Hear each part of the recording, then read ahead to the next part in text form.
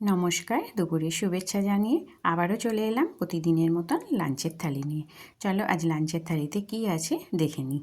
তা আছে একদম গরম গরম ভাত। আজকে ভাতটা এইমাত্র নামানো হয়েছে, বেশ গরম আছে ভাতটা।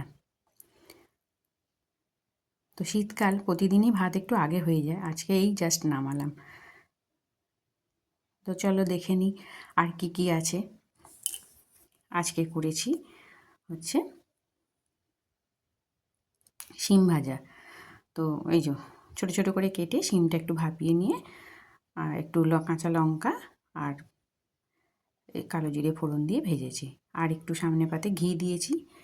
আর করেছি হচ্ছে মুসুর ডাল।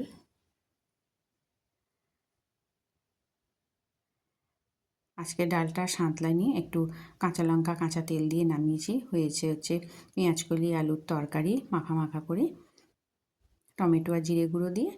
আর করেছি হচ্ছে ডিম কষা।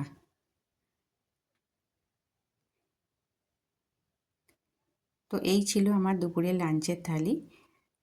কেমন লাগলো অবশ্যই কমেন্ট করে জানিও। ভালো লাগলে ছোট্ট করে একটা লাইক করে দিও, আমার পাশে থেকো, আমার চ্যানেলটাকে সাবস্ক্রাইব করে দিও।